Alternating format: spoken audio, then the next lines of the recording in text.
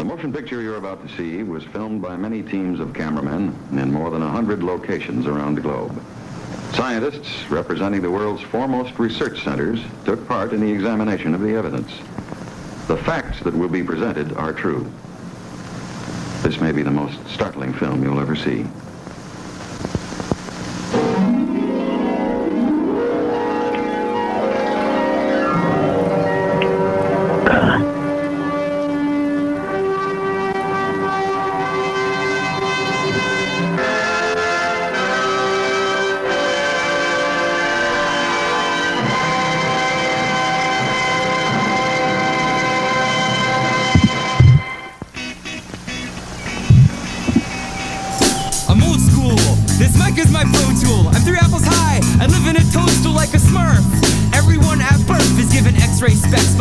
To undress the opposite sex.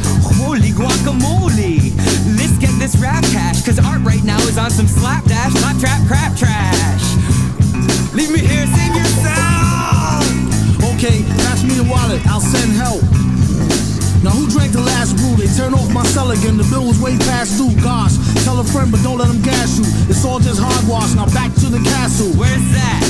Parts unknown. When I'm home, the seas throw darts at the throne. No tart taste to the whole case, no takes. And first place in the go-kart race, no break. Welcome, WEMF listeners, to another episode of Steve Me Alone. Today we're going to be discussing the wonderful world of cryptozoology. Are there creatures that may or may not exist that exist all around us? Well, we've got a special guest on the phone to talk about just that. How's it going, Moose? Cool, man. So, Moose, why don't you introduce yourself to our listening audience a little bit? All right. Well, my name's Moose. I'm from Minnesota, and I love cryptozoology. But by no means am I a cryptozoology expert. I am a cryptozoology enthusiast, and in my spare time, I attempt to try to track down some of these mysterious creatures and monsters that, you know, people supposedly see and are supposed to exist. So which types of creatures have you tried to track down? Well, I have a very wide-ranging interest in the supernatural and the paranormal and cryptozoology. I pretty much like it all, and so usually anywhere I go, I am constantly on, have my eye open to hopefully seeing something. But typically, I most likely try to find evidence or at least have an encounter with the creature known as Bigfoot or Sasquatch. Now, for those listeners who might not know, what is Bigfoot or Sasquatch? So Bigfoot or Sasquatch is basically more or less the same creature, just two different regional names. Bigfoot is more of the term commonly used in America, the United States of America, specifically the Pacific Northwest. And then Sasquatch is actually a combination of traditional Native American names for a creature that were combined and fused into the word Sasquatch, and that's commonly used in the Canadian West, so more common in Canada. So Bigfoot itself, the creature, is described as being a tall, large, broad-chested, hairy hominid, so an upright walking, bipedal, ape-like creature that is covered in fur. But across North America and around the globe, similar creatures, there's, easily hundreds of different regional names or nicknames for a creature that can all more or less be described in the same way. How many of those names can you name off of your head right now? Off the top of your head? Or just give us a few of them, or as many as you can, actually. All right, I'll shoot for it. Well, there's the obviously Bigfoot, Sasquatch, Sascooch. There's the Stick Man, Wild Man, Mountain Man, Booger Man, Grass Man, Boogeyman, the Momo, I believe is one, skunk ape,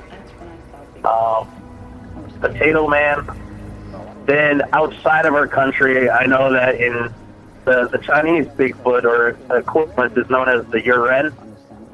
Sounds like urine, but it's Yuren. Now wait, just to back up for a second, one of those was just what, Sasquatch? That just sounds like Sasquatch, but a little different. Yeah, well, that's the name that the students I work with decided to call it. Oh, they just came up with their own name? Yeah, and honestly, that's kind of the fun of having, a mythical creature that is yet to be identified by science, is that, nobody really knows what they're going to call it, so you kind of can create your own name to it, right? Whatever you want to refer to it as. So. But then what about Potato Man? Where did that come from? I don't necessarily know where a lot of these names come from. I know that, like, the Stick Man comes from the Pacific Northwest, Washington, Oregon area. I know Grass Man, I believe, comes from Ohio, right in the heart of the Midwest. Skunk Ape comes from Florida. Yuren comes from China. Yowie is the name for the Bigfoot type creature that lives in Australia, and then the Alma is the creature that lives in Russia. So I see. In Minnesota and in like Ojibwe and Cree Nation, there is a creature known as the wendigo, but that has been described in some cases to have characteristics that are different than what we mostly identify as a Bigfoot. So a wendigo is similar, but it's bigger, like taller, and usually it's a white or more pale color, and it's said that it leaves a drop of blood at each one of its footsteps. So if you find a footprint and there's like a pink or a red color in the center of the track, then that is, according to legend, that is the track of a wendigo. Why would it leave a drop of blood in every footstep, though? Is it just it always has a cut on its foot? I don't specifically know. I know that with the legend around the wendigo, it is said that if a human person, or it's believed that if a human eats the flesh of another human, they will then be inhabited by the spirit of the wendigo. What? So, yeah. How does that happen? So, I don't know how it happens, but potentially any human that eats the flesh of another human could become a wendigo based on some native beliefs. So wait, is that are all wendigos just former human cannibals, or some of them are just wendigos?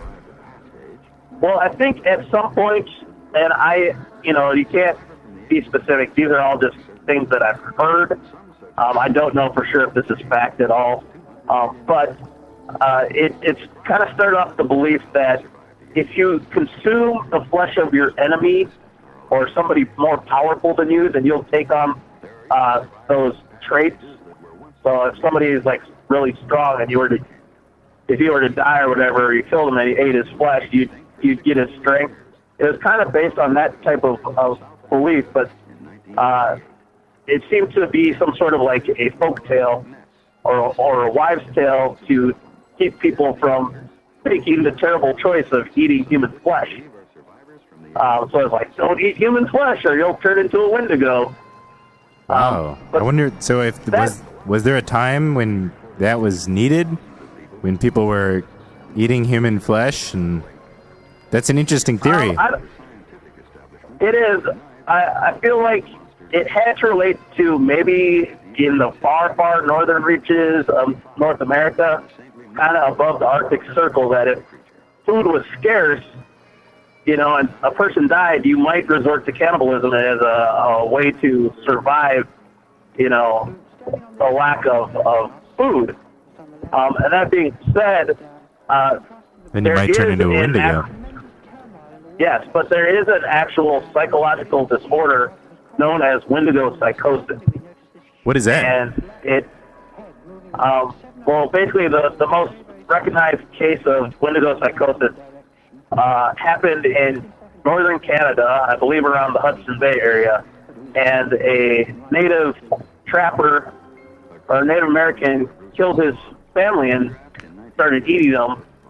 And when he was apprehended, he just kept repeating that he was a wendigo, and he had turned into a wendigo, and that's why he ate his family. And it was this belief that you're inhabited or possessed by this wendigo spirit, and it compels you to eat human flesh. Ah, so there's sort of this question of whether that was, they call it psychosis, but what if he actually was possessed by the wendigo spirit? Exactly. So, I don't know, it's a pretty interesting, like connection between, like a folk tale or a myth mixed into an actual diagnosed mental disorder. So the wendigo is more of a, generally considered more of a legend or a myth. Have there been recent wendigo sightings, like in the last 30 years or something, or wendigo sightings all from 200 years ago? Yeah, there was supposedly in this book I read, I believe it was Strange Creatures of Minnesota or something. Unfortunately, I don't have the book with me right now, so I can't reference the author or the actual title of the book, but supposedly there was a wendigo sighting in northern Minnesota, I think within the last 30 years, and somebody had seen off in the distance this really tall, large, 15-foot hairy hominid, and when he went back, and I think it was a native tribes member, when he went back and told his elders, they said that you saw a wendigo. And along with sighting a wendigo, it is also said that if you don't personally encounter the wendigo, but if you see one in the area, that means that somebody in your community is going to die. Whoa. So it's also seen as like a bad omen, like, okay, I saw a wendigo, somebody is probably going to die for whatever reason. So the wendigo is a harbinger of death. That's the word, right? Harbinger of death? Yeah, more or less, you don't want to mess or encounter a wendigo. But also, along with that folklore, during the, in northern Minnesota, we have lumber companies, and even in Canada, lumber is a fairly common industry with the amount of force we have. And a certain, I heard in this book, it stated that some lumber companies actually used the superstitions of the native workers against them. So a competing lumber company made fake tracks and put a dot of red paint in each track, so that when the native workers of the, opposing lumber company came into their site, they saw wendigo tracks, and all the native workers left and said they're not going to work anymore because there's a wendigo in the area. Oh, so they tricked them into working for their company because they were concerned about the wendigo. Interesting. Yeah, it's basically, kind of throwing a wrench into a competing lumber company's workforce. So. It would have been interesting if the other company had then fired back by using some other cryptid or legend or myth, like if they put fake signs of a chupacabra in the other lumber company's area to prevent. Right.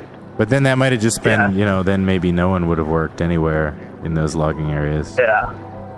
Well, and unfortunately, the chupacabra isn't there's no commonplace sightings in the northern part of the U.S. and Canada, so.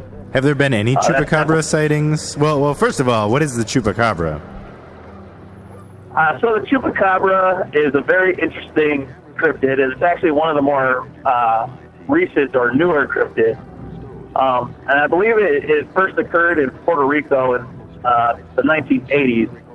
But basically, the original description of a chupacabra was that it was anywhere from 2.5 to 3 feet tall. It looked kind of like a kangaroo, more or less in the fact that it stood on 2 legs. It had shorter front arms that terminated in 3 fingers and had claws. And it had more of a reptilian look, so the skin was reptilian-like. It had large, red, glowing eyes. a nose or a muzzle wasn't necessarily present, and it had like thin lips around a mouth that had fangs and a long kind of tongue. And then the other interesting characteristic with the description was that this creature also had spines coming out of its back. So I don't know how long. Spikes? Like spikes, thin spikes. And it was said to hop around or run around. Some people even said that they saw the creature flying, but there was no wings present in the original description. And so what happened was they believed that this creature came about when a mining company had an open pit mine, and they blasted open a cavern into the side of a mountain near the area where the chupacabra first was found. And for a while, a number of weeks or months in Puerto Rico, people were reporting that their livestock was being killed. And it's called the chupacabra because it means goat sucker. And it sucks the blood of goats. So people found their goats and chickens dead.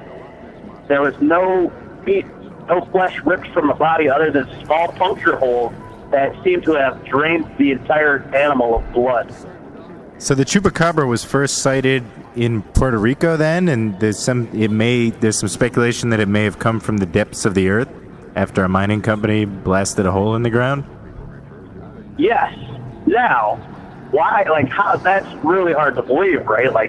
Why the heck would there be some, weird creature encased in stone or in some sort of cavern and then suddenly let loose out to the world? Exactly, and I want to know, what was it eating underground? Were there underground goats in the depths of the earth? Well, or something similar to a goat? So now that doesn't, exactly. So right then it kind of debunks the whole thing. It's there's no way possible. But if you look at reptiles, and you look at reptiles around the world, certain reptiles and amphibians are capable of going into a hibernetic state and can be entombed in hard soils for a number of years, and then being able to come out of this hibernated state and be reanimated as nothing happened. So wait, what kind of reptiles can do that? Well, there is a frog in Australia that more or less creates its own kind of cocoon out of mucus, and it entombs itself into this cocoon, and it is then able to withstand the dry season. Once the water permeates the ground and softens the ground, it automatically reactivates or reanimates this frog so that it can then come out of the ground and live happily ever after during the rainy season. And then once the drought kicks back in, it can then go back into the ground and repeat the cycle. So as well as the lungfish of Africa does something similar as well. So are people speculating that the chupacabra was just one such reptile, but maybe that it was hibernating underground for an even longer period of time, like that it's been there for 1,000 years? Yes. So now here's the other kicker. Besides just knowing that in this comet, currently in our lifetime, there is a frog that does that, there has been a number of reporting from people, usually in the 1800s, it seems, when coal was the main source of cooking fuel. There's a number of reports where people would break open geodes and find a frog or a lizard entombed. There's a case where someone broke open a piece of coal and a toad hopped out. And so there's a number of different cases where that has actually happened. And obviously, unfortunately, a lot of these things happened prior to photography or video. So they're old reports, but there were documented cases where people cracked open rocks or cracked open coal, and live living salamanders, lizards, frogs escaped their solid tomb. Of course, some of those things that were alive when they hopped out had absolutely no pigment to their skin, so they had lost their pigment and they were actually more or less transparent, or they were off color, which more or less said that they were entombed for a very, very long time.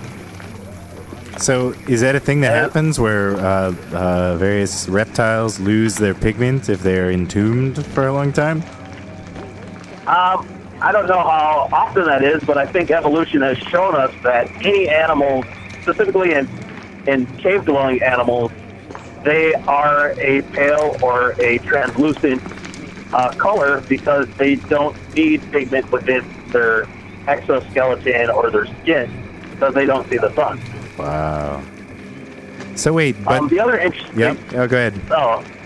The other interesting thing is that reptiles, as we know it, are some of the only animals on this earth that can live for, over 100 years. Specifically, turtles. So, obviously, if they're related to turtles and the fact that they're also reptiles, it isn't far off that the possibility of a reptilian-style creature could also have that same capability of living a very long age and surviving entombment. Ah, I see. So the chupacabra it's a reptilian creature. It's possible that it was entombed in the earth for centuries, and that it emerged when a mining company blasted open a mountain. What kind of reports have there been about the chupacabra? Like, what have people seen it do, or what does it sound like? Well, there's actually one more piece to this puzzle. Okay. Because I speculate, and this is my own personal theory, because the other thing is, okay, if that's the case, yes, let's say there's an animal that got entombed, whatever. How come there isn't a similar creature that shows up in the fossil records to say that there was even something close to that? Something that more or less would fit these physical characteristics, right?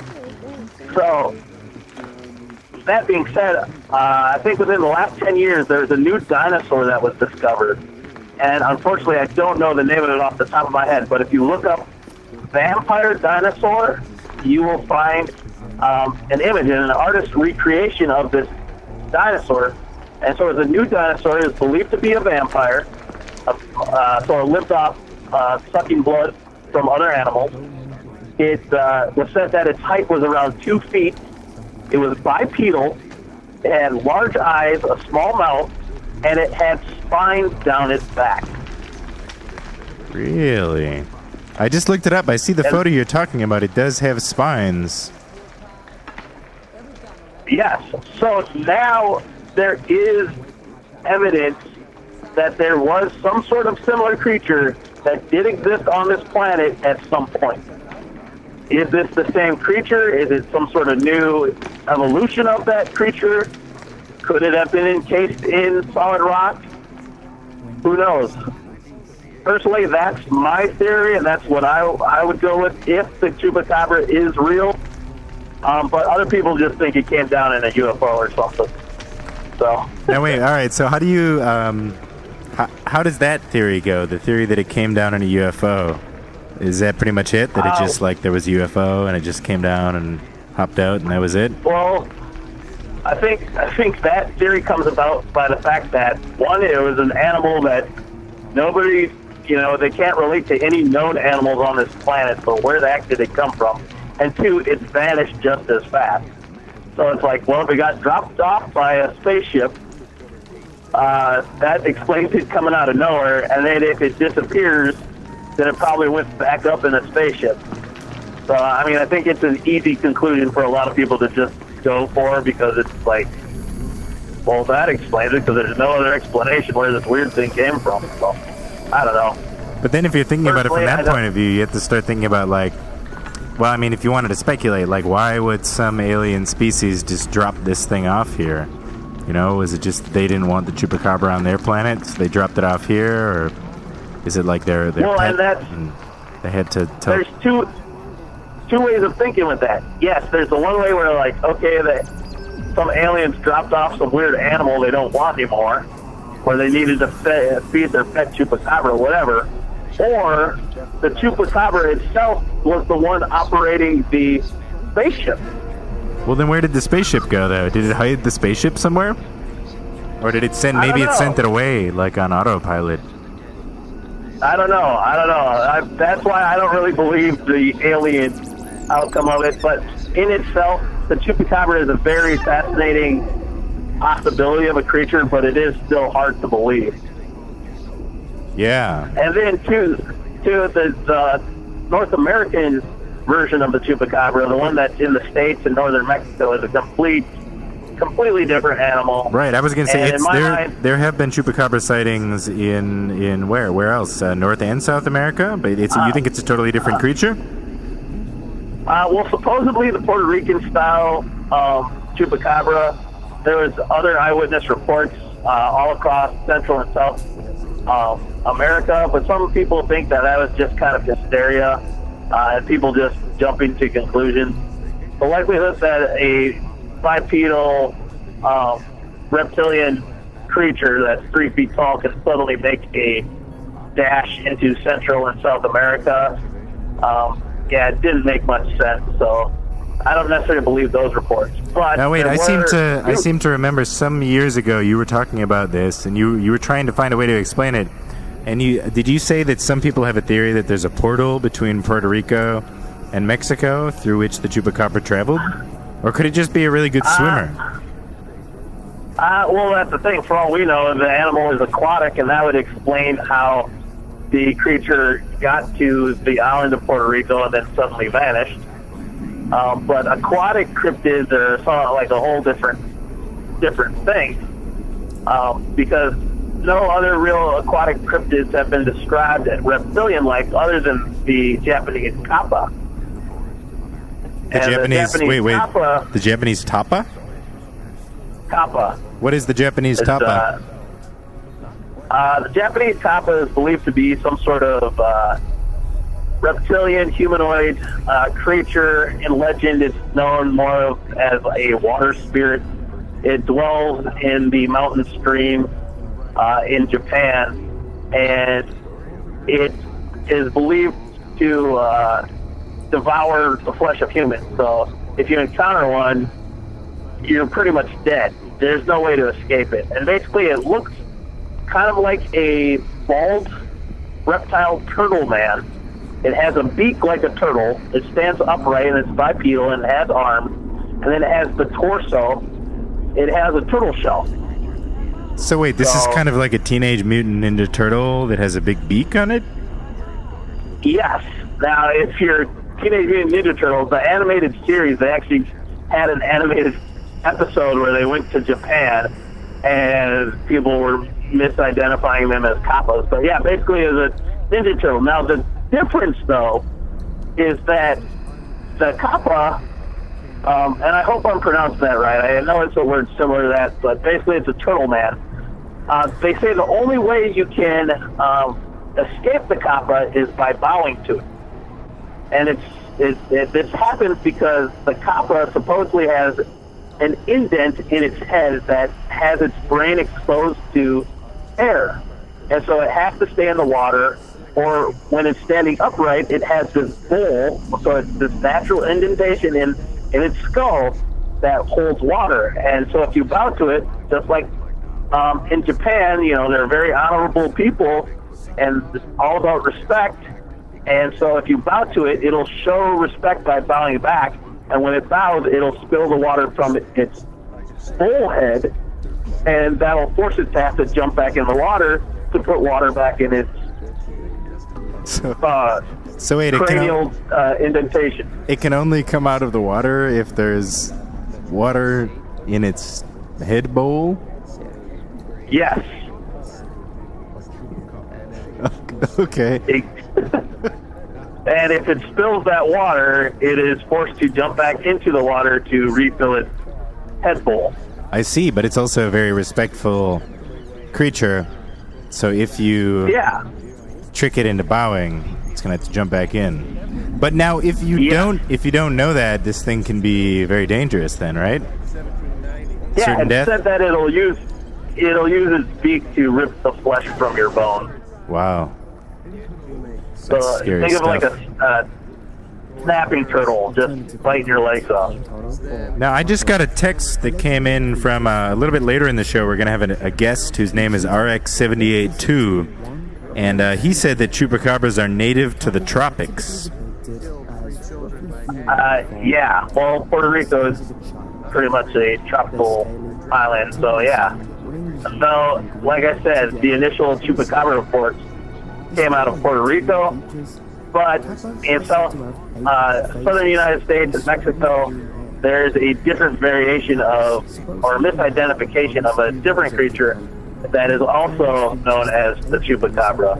But that is more of a coyote/Mexican dog hybrid that potentially has mange. So it's hairless and it looks really ugly. But it's more or less just kind of like an inbred mutant dog thing. I see. So that one is a little bit less mysterious, probably just kind of a dog-coyote hybrid of sorts. Yes, and those have actually been shot and killed.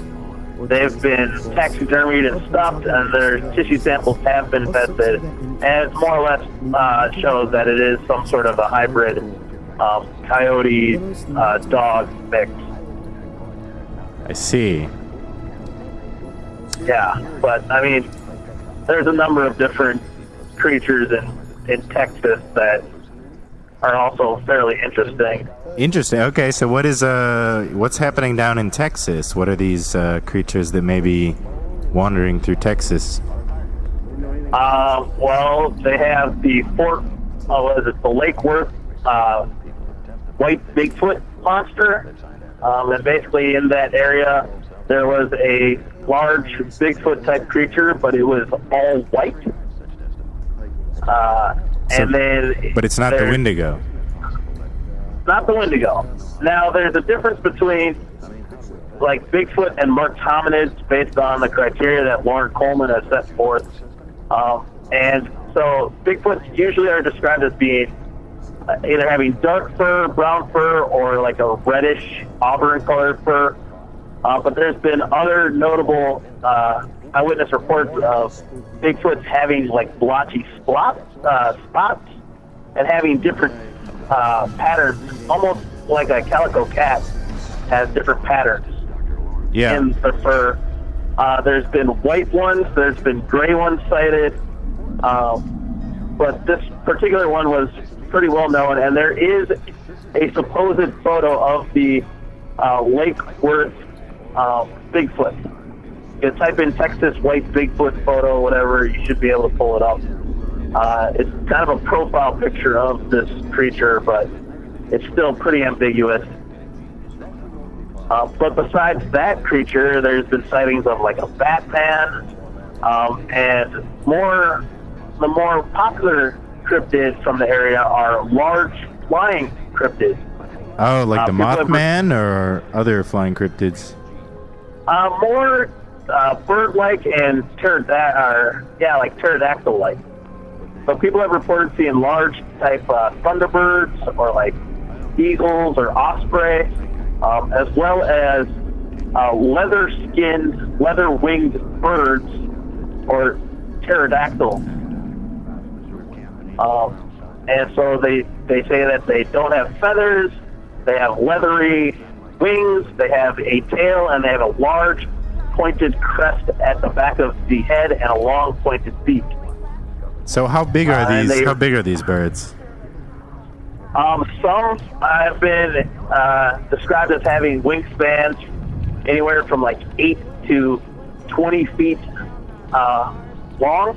So this is way bigger than any known bird. What is the longest wingspan of a known bird? I think obviously the Andean or the Chilean condor or the Andes condor is one of the largest birds, but I think there is an aquatic bird. I don't know the name specifically, but I think it has a 9-foot wingspan, and that's pretty much reaching the peak as far as what any current birds in existence. So this thunderbird is double the wingspan of any known bird. Yes. Maybe more. Yes. And obviously there were birds in prehistory that in the fossil records that did have wingspans that big, but nothing currently. And then 2 is just the fact that they're describing a flying creature with leathery wings and having features of a pterodactyl. The closest thing that I can think of personally is in Minnesota that has a loose similarities to it would be a pileated woodpecker, only because it has a plume of feathers at the back of the head that looks like a crest, and it has a pointed beak like that. But other than that, you know, it'd be really hard to misidentify any known birds as being pterodactyl-like. Right. So the pileated woodpecker bears a certain resemblance, but it's obviously much, much smaller. Oh, yeah. Way small. So that's why it's really strange that these reports are coming in. But they all seem to come in as like a wave, and they're usually in the same area. So, you know, it's over like a distance of a couple 100 miles throughout Texas where these sightings come through, and it just makes you think that maybe something did actually fly through this area and all these people saw it. Because they all seem to come in at a similar time? Similar time, similar year, within the same like couple of months, and it's just strange how they all kind of interconnect, because it's with people that have never met each other and people who never knew the pre-existence or didn't have any knowledge of anyone else sighting a similar creature. So, but I mean, going along with the big bird sightings, the only other thing is in deep South Texas, along the Rio Grande and the border towns there, is common folklore and belief and superstition of Lechuza. Wait, what is Lechuza? Lechuza is a giant owl. Now, this Lechuza has a couple different meanings. It's seen as a bad omen in, the Southwest Mexican, Southwest culture. Yeah. Chicano culture. If you've ever seen the movie Mi Familia, it's actually shown within that movie. Jennifer Lopez plays a character, and she sees a white owl perched on a tree branch, and she knows it's a bad omen, but she goes to cross the river, and then she loses her child in the river, and I believe it drowns or something. Wow. Which movie is that again? That is Mi Familia. Oh, Mi Familia, okay.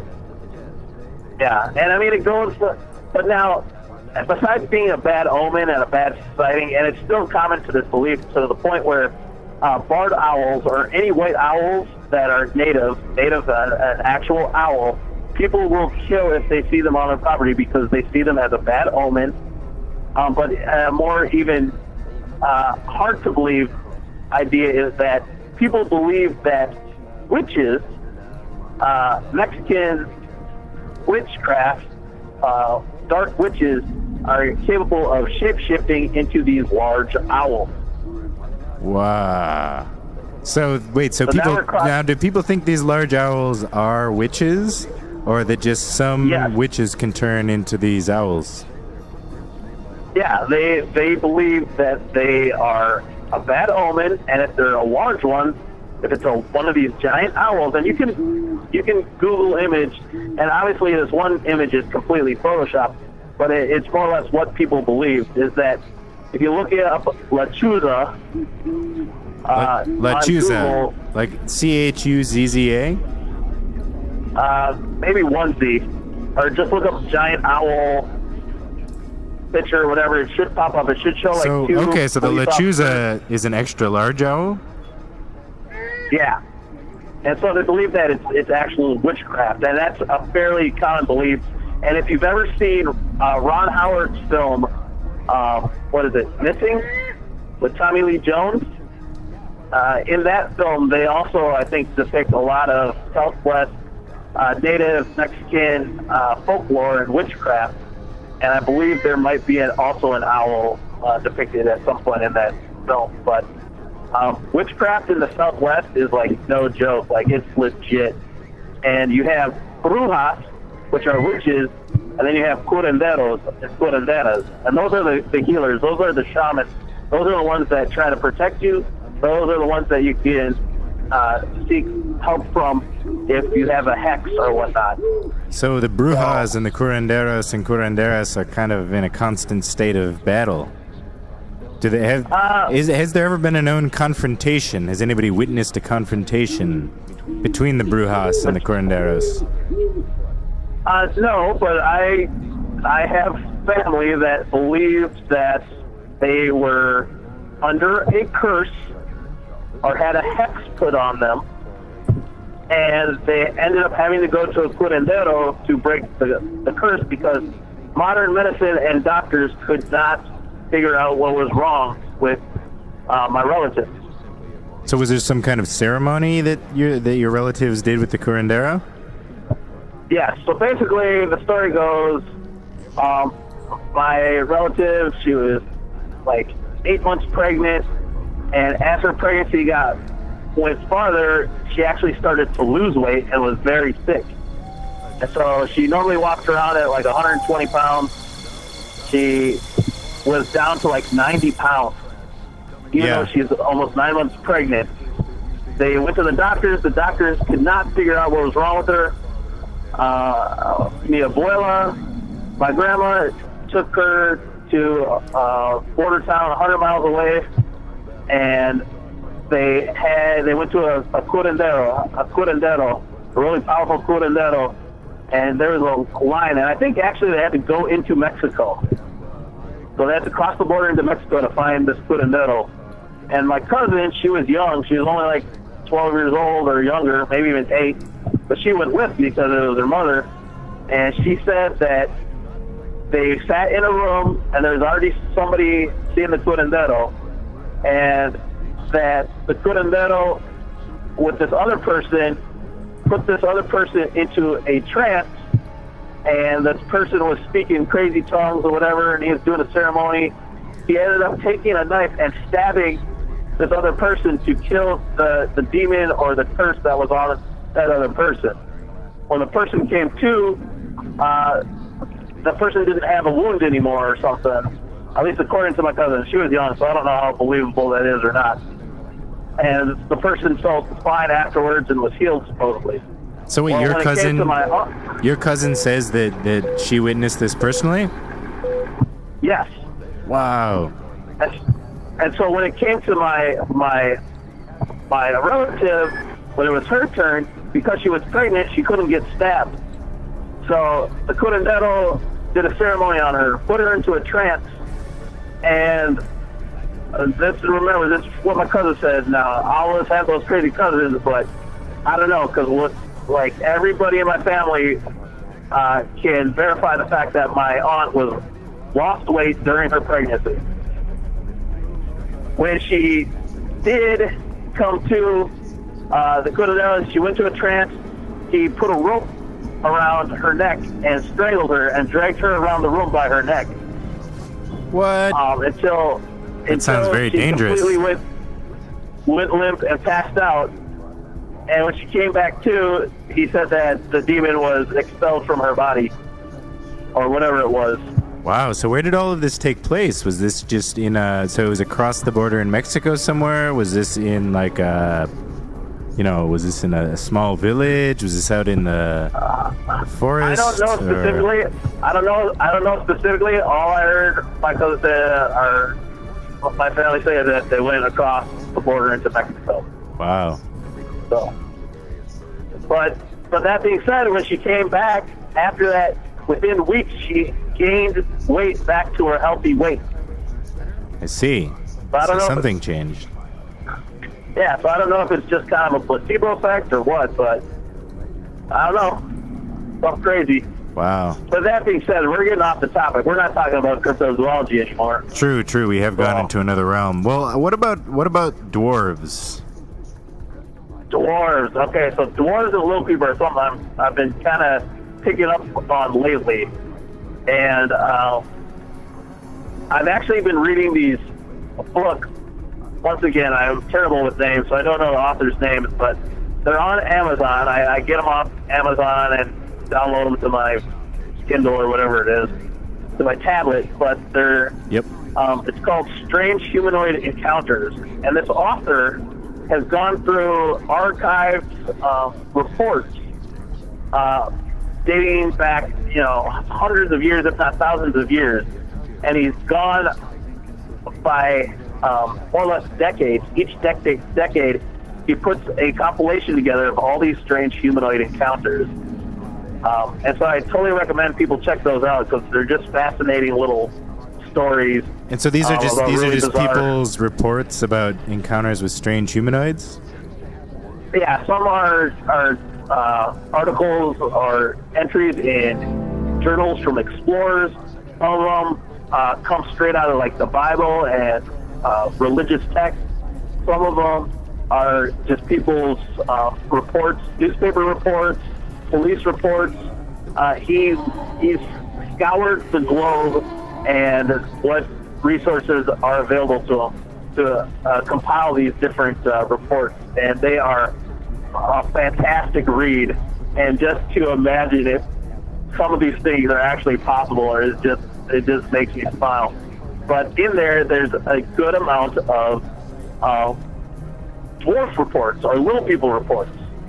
And even within that, little people could be documented or categorized into different types. Because there's more of like a stocky, bearded dwarf that actually wears a pointed hat. There's like proportionately small, little like people that are only like 12 inches tall.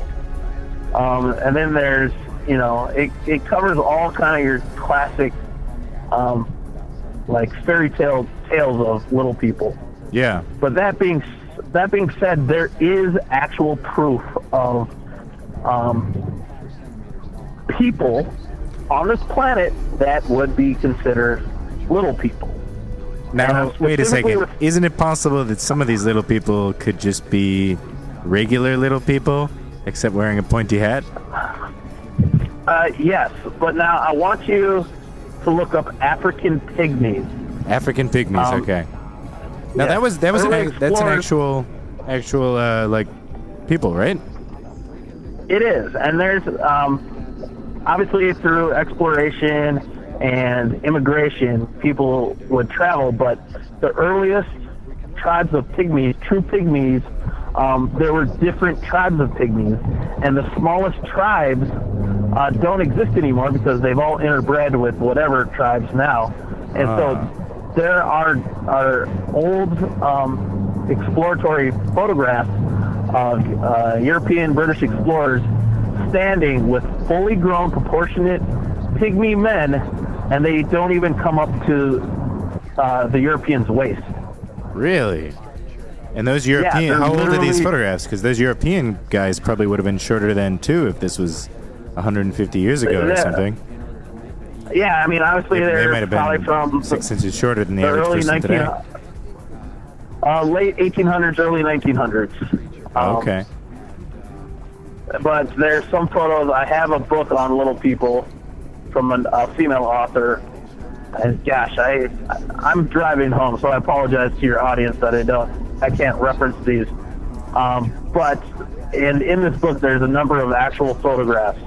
And, because a lot of people heard of the hobbits or whatever, the Southeast Asian hobbits, and it's hard for them to believe. But when you actually look at our own history of people on this planet, we have knowledge and evidence and encounters with tribes of people within the last 200 years that are that height, and that's their common and average fully grown height.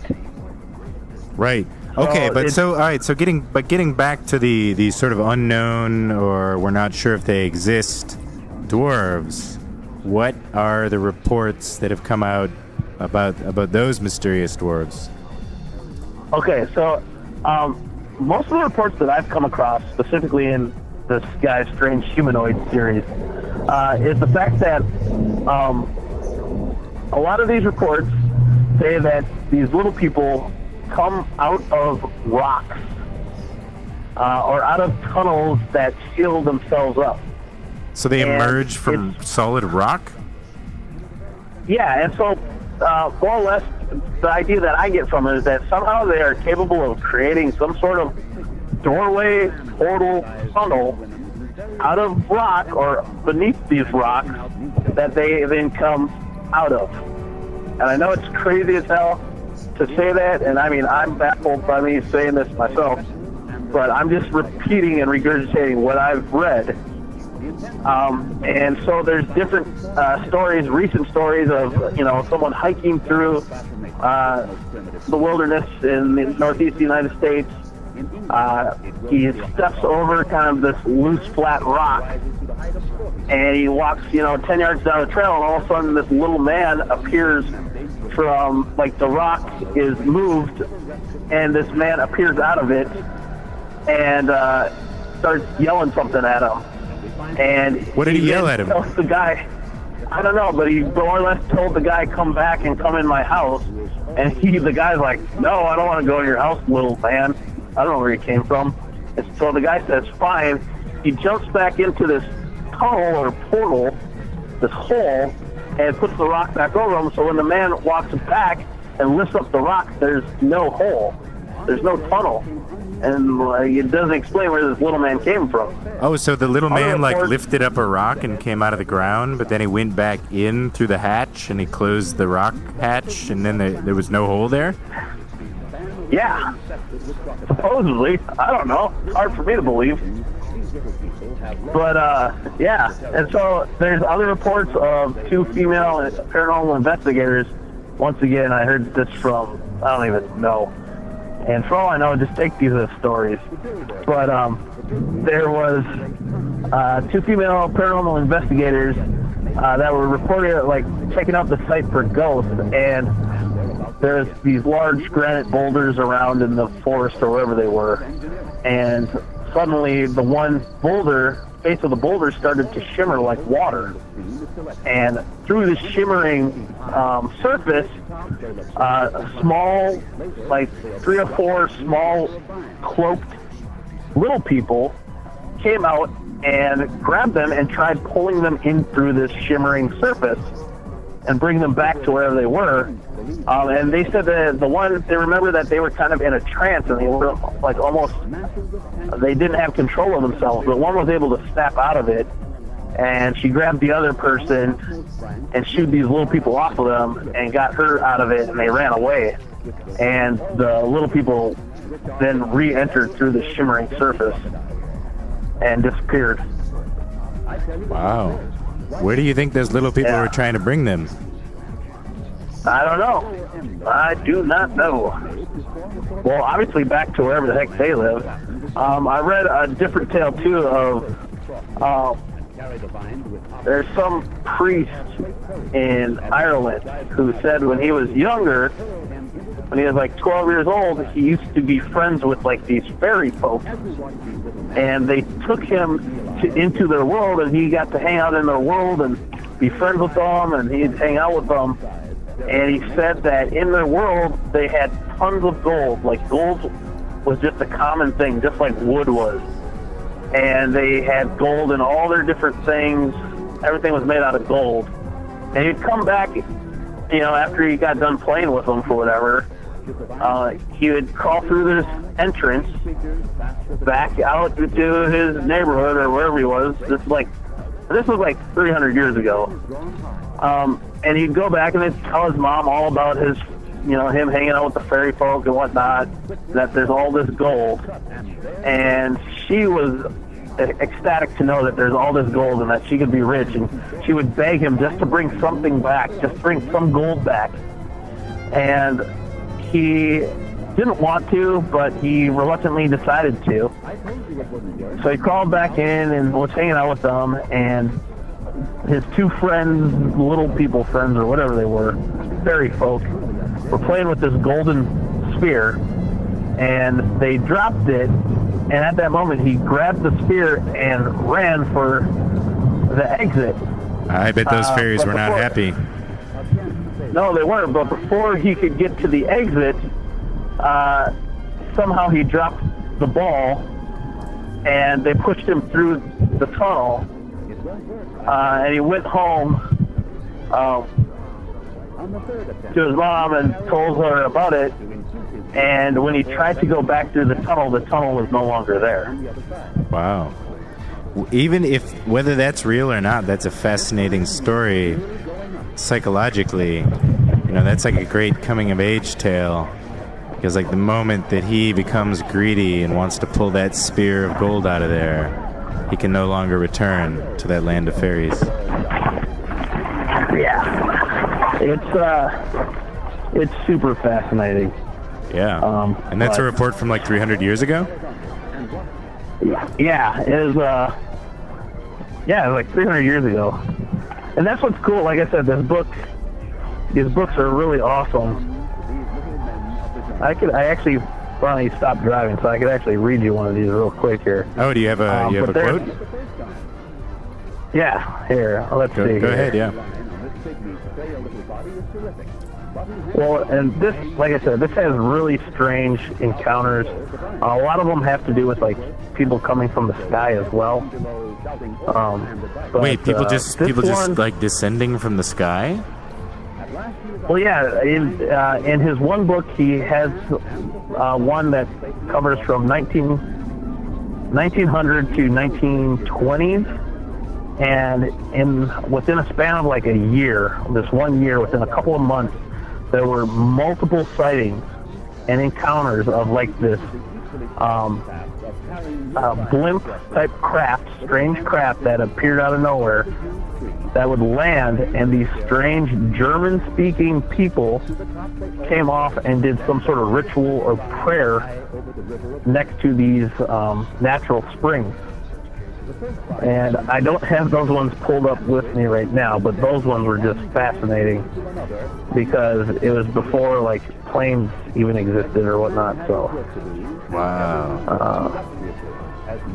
So this one's a classic tale. This one's really, really famous, good. and it's known as the kids with green skin. All right, let's hear it. This comes directly from Humanoid Encounters. So the village was named after its deep trenches in which wolves were formerly captured. One day, local villagers were amazed to see two very unusual children crawling out of one of these trenches. A girl, a slightly younger boy. They were both dressed in strange clothing and spoke an unintelligible language. But by far the most striking characteristic of these children was their skin color, which was green. Unable to communicate with them and thoroughly perplexed as to what should be done, the villagers took the girl and boy, who were weeping and very forlorn, to the home of Sir Richard de Calny, a local landowner. Here they remained, treated with great care and kindness by Sir Richard and his servants. But the boy fell ill, and in less than a year he had died. Happily, however, the girl survived, and as she grew older, her skin's green hue gradually disappeared. She eventually married a man from King's Lynn in Norfolk, a senior ambassador of Henry II, according to sources, and became known as Agnes Bear. During her years in Sir Richard's household, Agnes learned English and was eventually able to reveal something about where she and her brother had come from and the manner in which they had reached Woolpit. She claimed that they were from a Christian place called St. Martin's Land, where it was always twilight, and also where, according to one medieval chronicle of this story, everything was green, and which was separated from a much sunnier place by a wide river. One day, while tending their father's flock in a field, Agnes and her brother had been led away by the sound of church bells into an underground realm, and then somehow found themselves in Woolpit. So that's the tale. Wow. So they just came from another realm somehow. Yeah. Wild. What about giants? Giants. Oh, well, giants are... There's, giants. Giants kind of fall in line with Bigfoot and hairy hominids. but there's two different types of giants. Lawrence Coleman more or less focused on true giants, which were basically hairy hominids, but they exceed the height of 10 feet tall or higher. And in some cases, there are actually witnesses reporting hairy hominid type creatures or giants that were up to 20 feet tall. And the big interesting thing with that is that these hairy hominids had 4 toes instead of 5 in their tracks, and their tracks were about 3 feet long, so they were huge. So there's those giants, and then there's the more classic giants that are more humanoid, not covered in hair. You know, they have culture, they wear clothes, whatever. And the interesting thing with that is that those giants have different characteristics. Rather than they're believed to have 6 fingers, 6 toes, and 2 rows of teeth. So are there any giants that have 5 fingers and 5 toes, or is it all 4 or 6? Well, now if you go back into the you know, a lot of early humans, Romans, whatever, they thought of Titans. In the Bible, they had things known as the Nephilim, which were giants. You know, there's tons of cultures that said that there was a race of giants before modern man or civilized man came about. Those giants were the ones that originally had 6 fingers, 6 toes, had 2 rows of teeth. Sometimes they were described as actually having horns coming out of their head. But now the 5-fingered giants, some researchers or people believe that that was actually a human giant hybrid. And if you look at the way our genetics happen or work, is that there's certain character traits that pop up every few generations. Now, it's already known, based on the study of our own DNA, that there are human Neanderthal hybrids, or in a way that we have Neanderthal DNA mixed into our current human population. So to say that if humans coexisted with another humanoid type being or some sort of hominid, and that we interbreed with them, then we're going to take on some of their features or characteristics. And if we did that, and it's proven that we've done that with Neanderthals, then if giants also lived at the same time, why wouldn't there be giant characteristics within our human population? And so if you look at humans, some people are born with 6 fingers and 6 toes. Now, is that just a coincidence? Or is it just, you know, some weird mutation? Or is it proof that at some point in our past, 10,000 or even longer years ago, humans interbred with giants? Well, there's something that potentially could support that. But then, too, obviously, there's the pituitary gland issue. Some people just say it's a pituitary gland disorder where you get giantism, it overproduces whatever to make you grow. But maybe that's one of those things that came from a possible interbreeding between humans and giants. And then also, if you look, people get what we call snaggletooths. You know, they have that extra tooth that grows with outside the gums, or more or less creating a second layer of teeth. Yeah. You know? So, you never know. So wait, were giants known to have a snaggletooth? No, they weren't known to have a snaggletooth, but they were known to have 2 rows of teeth. Oh, I see. So you're saying that that could be some single-tooth remnant of the giant times? Yeah. Wow. Potentially. I don't know. That's just speculation, so I don't know. But that being said, even early explorers to America supposedly encountered tribes of giants. So in America, there is believed that a lot of the mounds, the burial mounds, actually are actual tombs, or at least burial sites that many of them actually have giant skeletons within them. So, and there's early explorers, even in the 1600s, or in North America, so that encountered tribes of people that their average height was 7 feet or taller. I see. But now, have there been any more recent sightings of giants? Not the humanoid type. The last known one was during like the U.S. occupation of the Middle East and Desert Storm, or even when we were going after the Taliban. I don't know specifically, but it's the most commonly told story as of lately. But a U.S. military team was told to track down a specific target in the mountains of the Middle East somewhere. I don't know if it was Pakistan or whatnot. But they came to the mouth of a large cave, and there's probably a dozen of them, fully armored up with plate carriers and, automatic assault rifles and whatnot. And outside this cave were human bones and skeletons and other animal carcasses strewn about. And when they approached the cave close enough, suddenly a large red-haired giant came out holding a giant spear, and he came out and supposedly impaled the one soldier with his spear, and then the spear went straight through the guy, and it was like a 6-inch diameter on the spear. And they opened fire on this giant, and it wasn't killing him at all.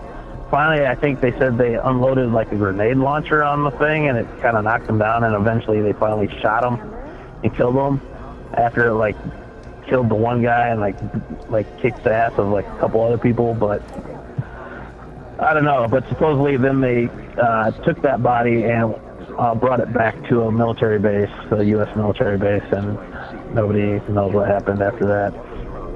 Interesting. So it's the military may have covered this up, if indeed the tale is true. If indeed it's true or not. So yeah. Wow. But I mean, for hundreds of years in the U.S., people, there's been newspaper articles and reports countless times where they have found graves of giant skeletons. There's the Lovelock Cave, I believe. I think it's in the southwest somewhere, where in the cave they actually dug up 60 red-haired, mummified giant skeletons. 60 of them? How tall were these things? Yes. The average height was 7.5 feet tall. Wow. So that's within the realm of the height of regular humans, but pretty uncommon for a regular human. 60 in one place? Yeah, it's pretty uncommon, and the fact that there was a whole, that's a whole village of people having 60. It's not that common. I don't know, it's weird. The other strange one was that there was actually, during the gold rush time era, the 1840s, 1850s, some miners opened up a tomb in the side of a hill, and they were looking for gold. And what they found was a stone sarcophagus, and carved into the sarcophagus was strange kind of hieroglyphic-looking things. And what they found inside the sarcophagus was the mummified remains of a giant skeleton, over 7.5 feet tall, and in its arms it was clutching an infant, a mummified infant. It was brought back to San Francisco, where two shop owners bought it, and they displayed it in their shop. Eventually, word got out to the Smithsonian.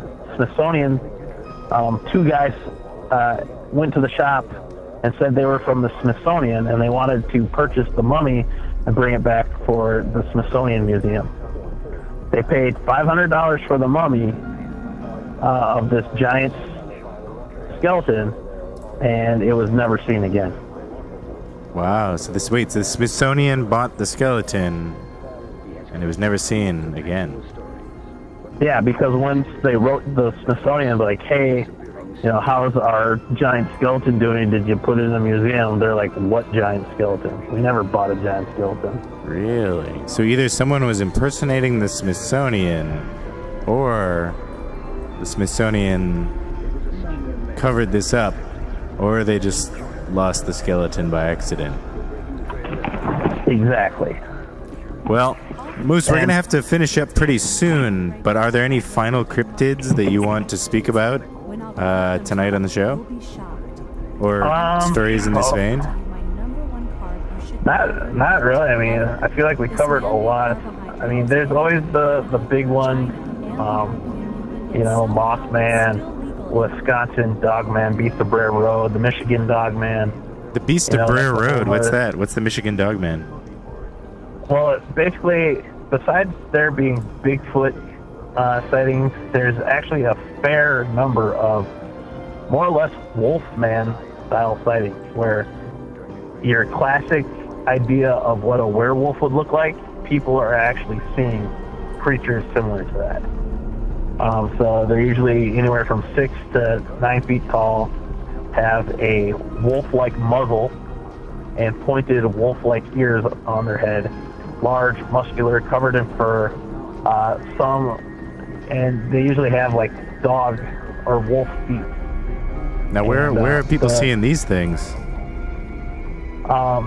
The big case that brought a lot of attention was in Wisconsin at a road known as Brer Road, and for a couple of months, people who traveled along that road, some people encountered this large bipedal wolfman, dogman, and Linda Godfrey is the author and reporter, and she was a local reporter who got wind of this story and started looking into the reports, interviewing people, and she more or less made a career out of studying this specific cryptid and cataloging reports, and she's written a number of books on the subject.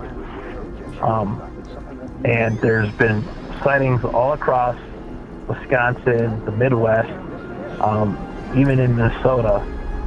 But another common place within the area or near the area is that the Michigan Dogman. It's basically their version of it, but they have something similar to that.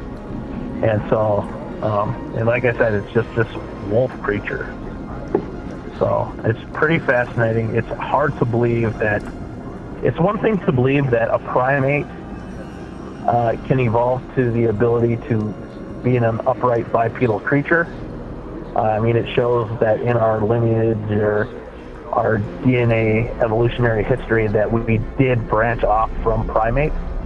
But to know that somehow there is a canine bipedal creature is even harder to believe or speculate, because where that breaks off is so far long ago, and to think that a dog, man, or whatever can more or less create the right bone structure, balance, and locomotion to be efficient at upright movement, as well as having opposable thumbs, because it's described as having more human-like hands.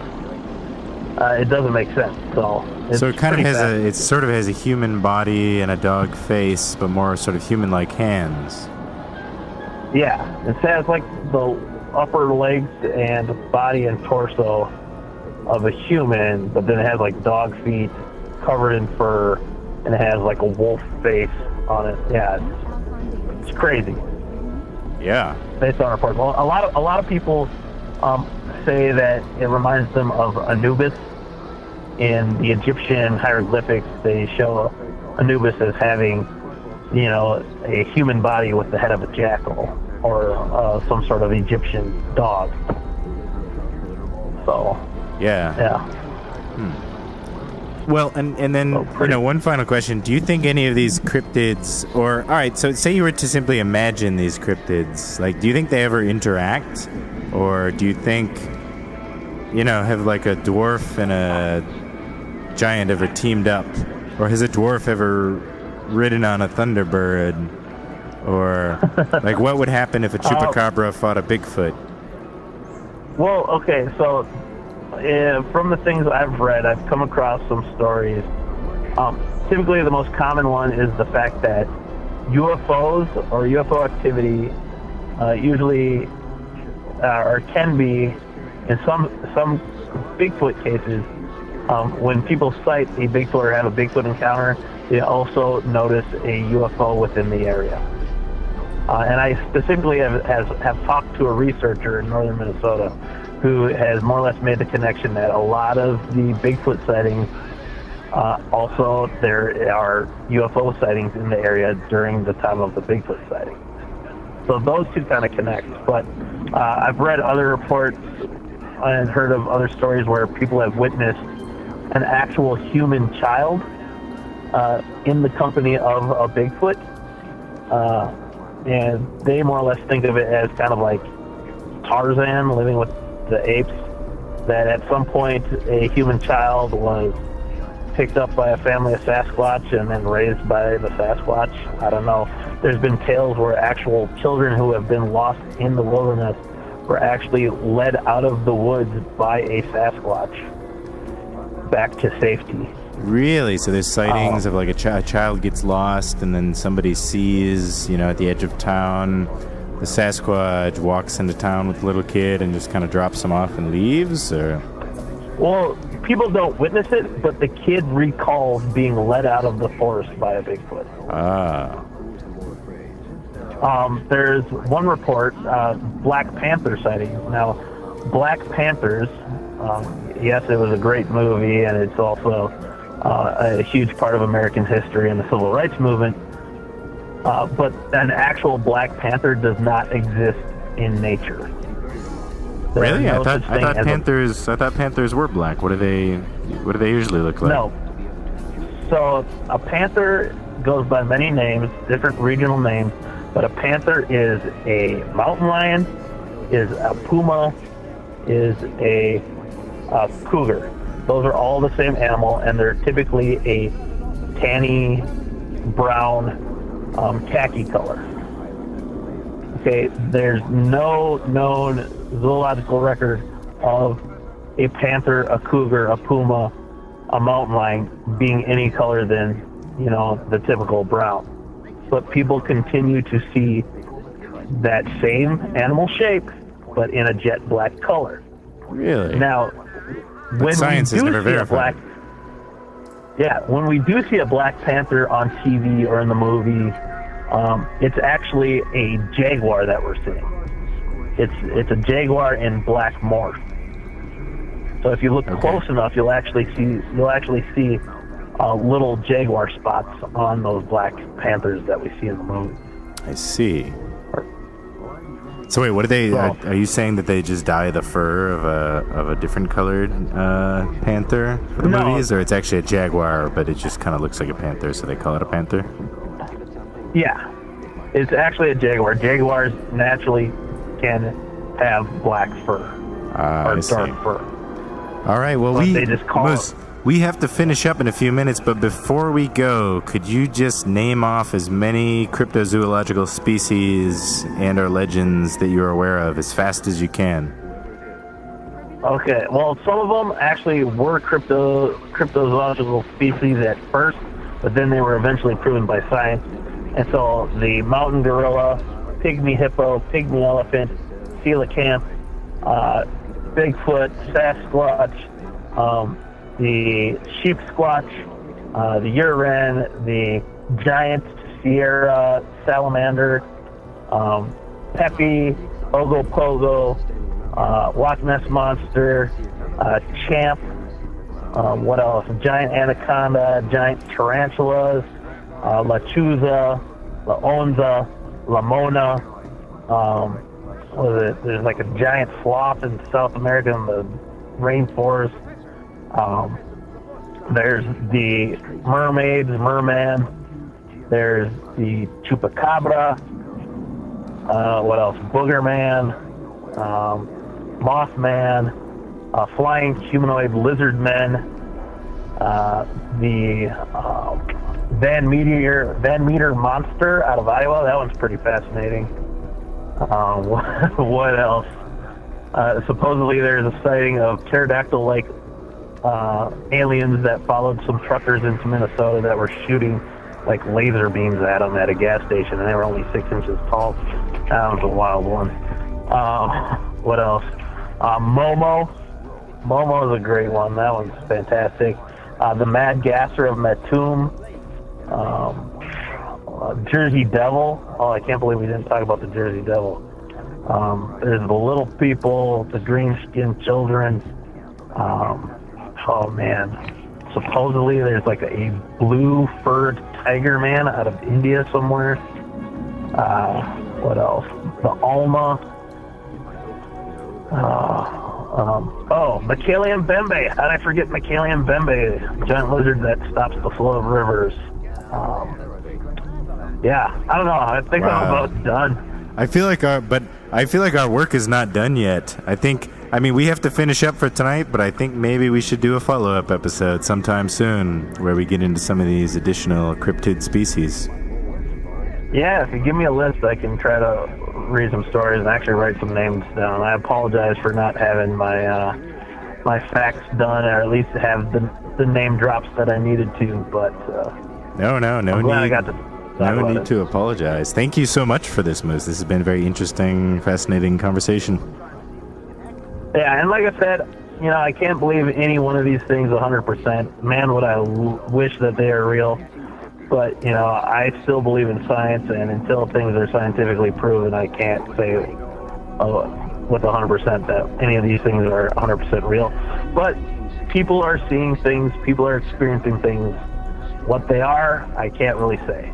So no one knows for sure. Mystery. Not yet. And that's the fun of it. So. That's the joy of life, is all the great mysteries out there. Well, thank you so much for joining us, Moose.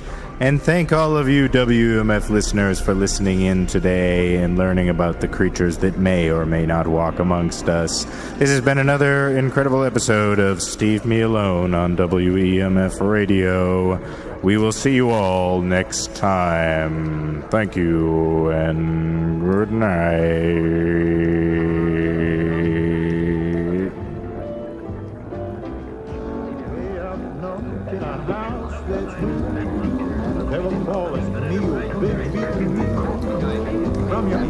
Is it good?